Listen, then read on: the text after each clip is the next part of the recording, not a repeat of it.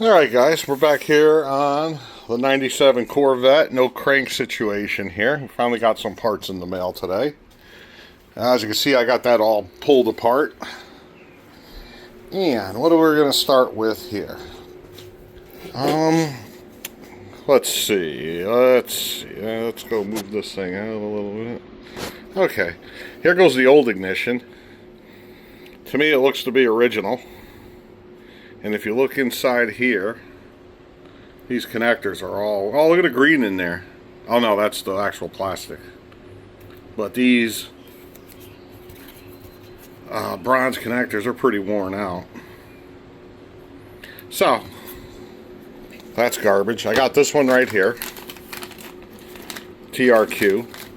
We'll put this one in. There we go. We're good there. So we have that. And here goes the pins on this one. Brandy new. That's what we like to see. I didn't see these little ones in here. Trying to get that to focus. No such luck. But anyways, so we have one of those. Then, this place right here. What is it? GatorTools.com Vats bypass. I have this nice little bypass thing. Came with this, even came with some fruit snacks in the bag. It just got delivered to me. I've been waiting quite a while for this. So let's take a look. This is a programmable one. Here we go. So here goes everything right here. They actually have a YouTube channel on how to set this up if you want to watch it. So there goes this. Here goes the little module. Let me take it out of the bag. I got to pull this back cover off, and that's how we program it to the key. What I did was I put my key on here, on the vise, and the little resistors are right here, and one on that side, right there. Then I set this to 20K ohms, and then you just put the leads, one on each side, tapping it. Tapping the resistor, the metal part, and it'll tell you what your code is, what your resistor ohm number is. And then I went to Dino's Corvette salvage right here, and it has all the different codes for it. I guess you have 1 through 15. Here goes the ohms resistance value right here, and it tells you. And then what you have to do is in this thing, which we'll do, I'll show it on camera. Like say if you are, let's just come up with any number, this one right here, 1.130K, which would equate to number 5. So in this module right here, you just set it up to number 5. So let me put the camera down real quick, and then I'll show you how we do this. Hold on. Okay, so here we go. This is it right here. And do you see the numbers? If this camera would focus, let me see if I can do this.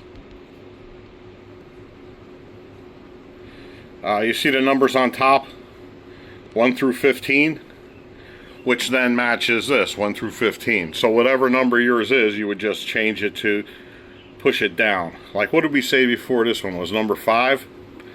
So then, let's see if I can do this. I can't do it, but basically you would just push this little... Here goes number 5 right here. And I'm holding, I can't do it because it'll just slide on me, the thing here. But you would slide that, or is it the up position? You would slide it up. And here, let me put the camera down, I'll set it real quick.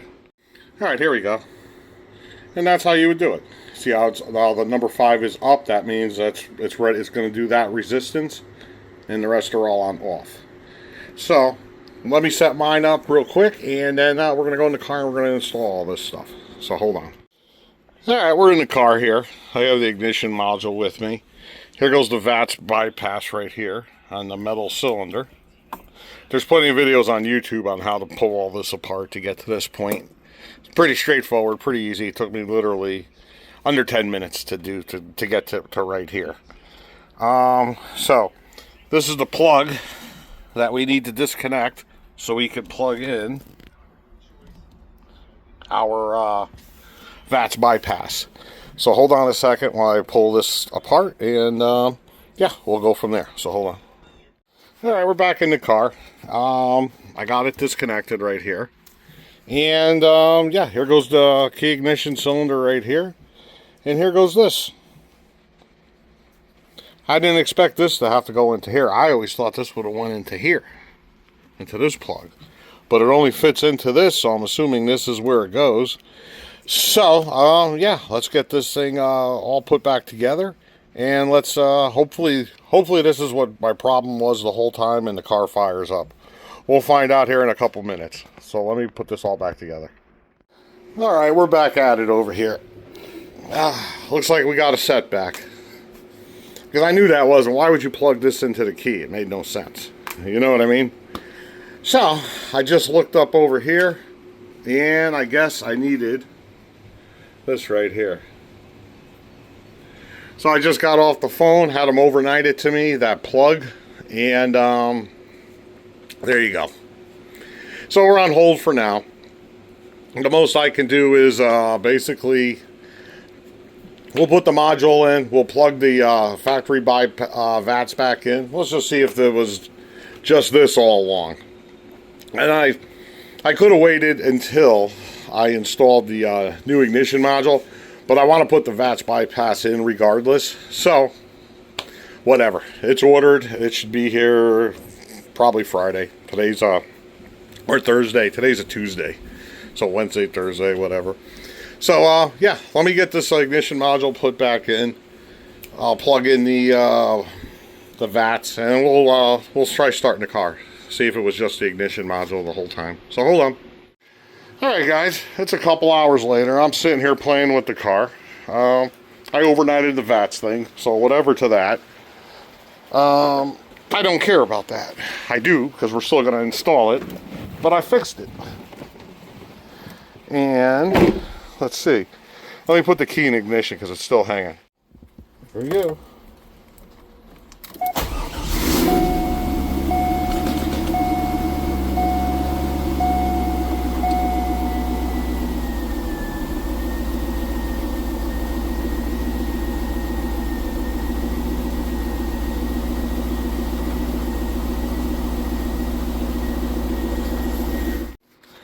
Alright guys, it's a couple days later. We're back on this, on the Corvette in this video. I since received that plug I needed. It was actually here the next day. That CLK supplies, electrical supplies, whatever it is. They're pretty good. They're overnight, actually overnight. What I did say is, when I started this car up in the last part of this video, it wasn't the key that was the problem. If you come down here, and what sucks is, if you look down here at the TDS theft deterrent system relay, starter relay,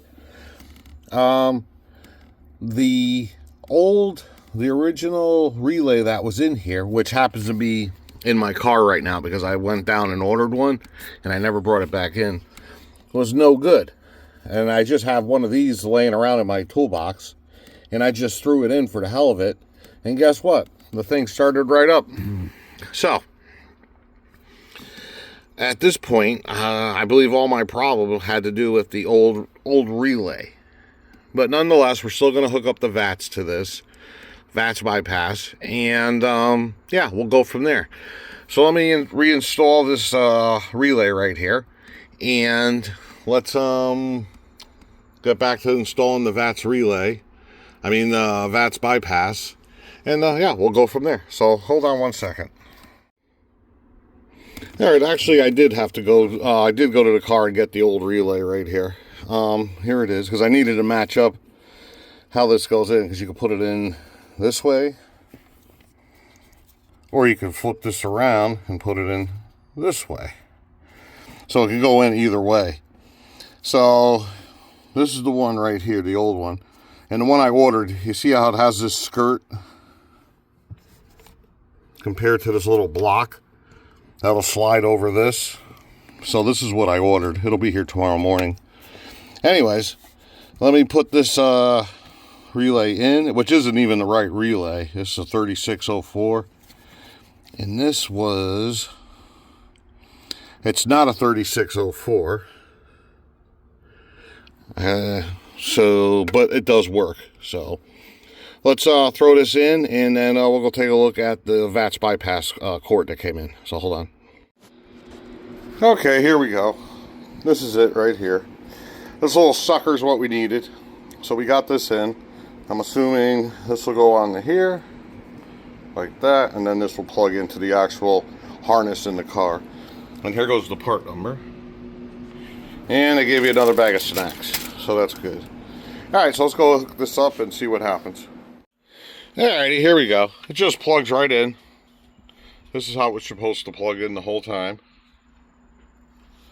So we're in good shape right there. Okay, now we're going to try starting it up.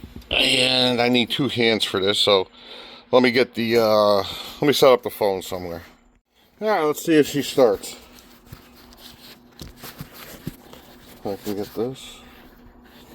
Alright, let's see if she starts. Where's the key?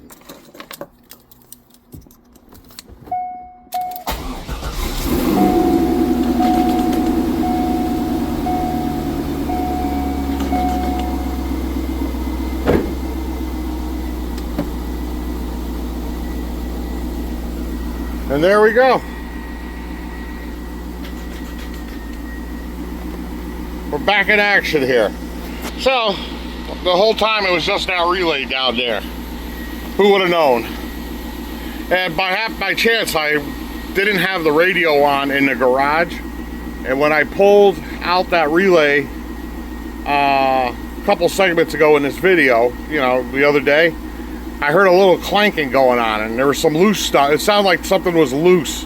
It was very faint sound of something jiggling around in there.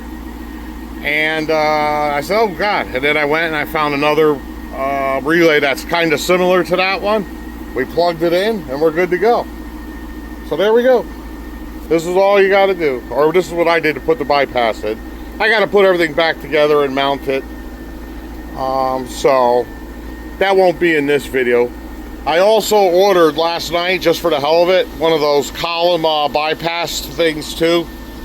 I'm going to bypass everything in here. I don't want to be out somewhere and then have something not work on me. So there we go. So that should be here hopefully in a day or two. And yeah, we can put all this interior back together and work on other things. So I guess we'll end this video here. And oh yeah, no. What do you call it, came back. Once I plugged this Vats in, all of a sudden I got my display going in the instrument cluster right here. So that's pretty cool. I always thought it was because I had the dimmer panel over here disconnected, but that wasn't the case. So yeah, we're all set here, and yeah, I'm real happy. And oh, one other thing I want to add too. I have a very good write-up from the Corvette forum on how to, a checklist on how to go through your electrical issues on a no crank condition C5 Corvette. I'm going to put that in the description, and that helped me out a lot there. And it has a lot of good advice on how to do to find out what's getting power, what's not getting power, what grounds to check, and that sort of thing. So if you got one of these, if you have an electrical problem or something like that, it's a very good write-up. It helped me out a lot. All right then, so we'll see you guys later. Bye-bye.